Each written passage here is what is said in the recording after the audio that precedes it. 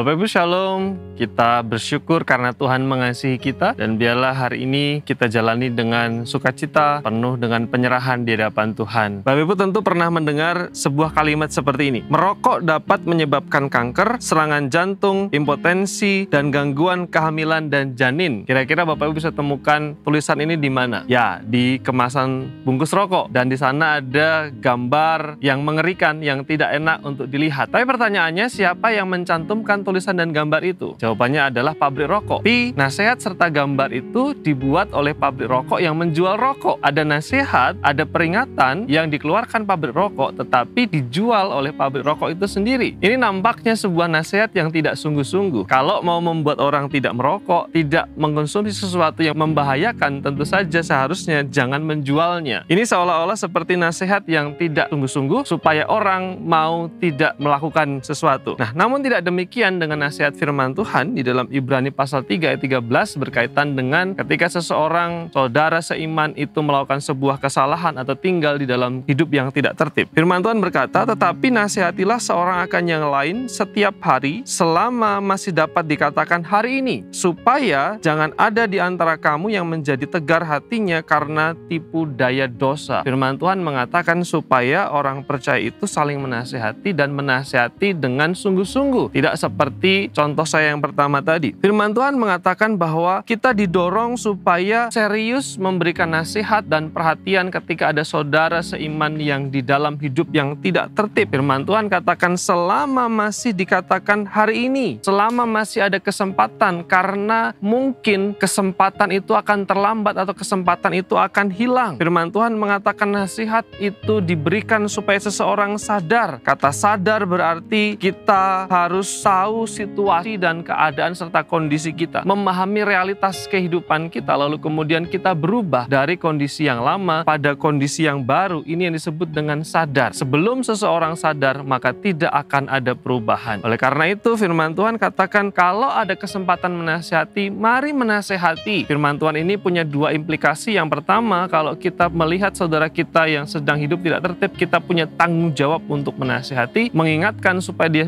bisa berubah di dalam kehidupannya. Tapi yang kedua adalah kalau kita dinasihati, kita diingatkan oleh saudara seiman kita, mari sadar dan mencoba untuk berubah. Kiranya firman Tuhan ini menolong kita di dalam relasi sesama anggota tubuh Kristus untuk menasihati dan siap untuk dinasihati. Mari kita berdoa. Tuhan, kami bersyukur untuk kemurahan dan kasih-Mu. Biarlah hari ini hidup kami memuliakan Tuhan dalam setiap waktu, dalam setiap kesempatan. Dalam nama Yesus kami bersyukur dan berdoa. Amin.